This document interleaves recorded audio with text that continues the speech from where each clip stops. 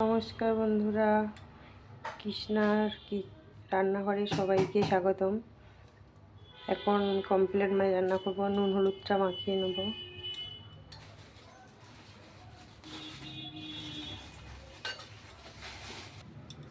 তেল গরম হয়ে গেছে, এখন আমি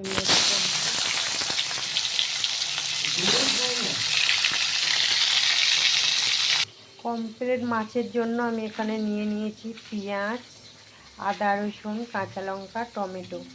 এগুলো আমি মিক্সির বাটিতে সব পেস্ট করে নেব। কমপ্লিট মাছগুলো এখন ভাজা হয়ে গেছে। আমি ওই তেলের মধ্যে এখন দিয়ে দেবো গোটা গরম মশলা ফোড়ন,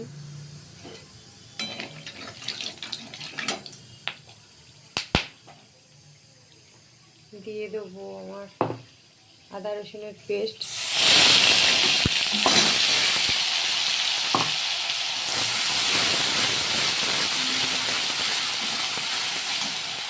পুরো মশলাটা ভালো করে তেলে নাড়বো, ভালো করে ভাজা করে নিতে হবে। একটা বাটিতে আমি জল নিয়েছি, তো ওটাতে আমি দিয়ে দেবো হলুদ গুঁড়ো, কাশ্মীরি লঙ্কার গুঁড়ো,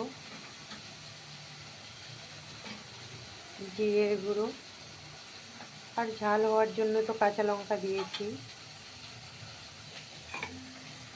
চামচ দিয়ে ভালো করে ভেজে নিই। মশলাটা আরও একটু ভাজা হয়ে গেলে ওর মধ্যে আমি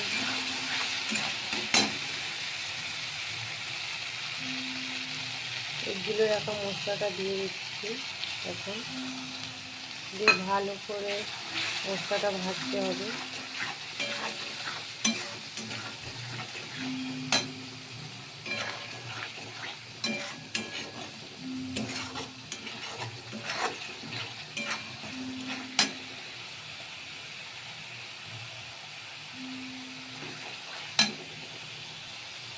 দিয়ে দেবো পরিমাণ মতো নুন,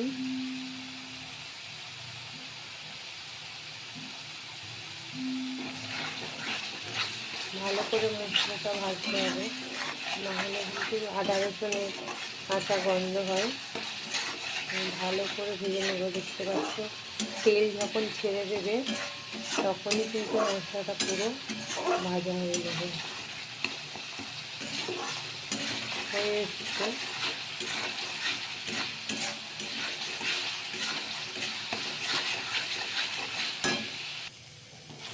মশলাটা ভাজা হয়ে গেছে, এখন আমি জল দিয়ে দেবো।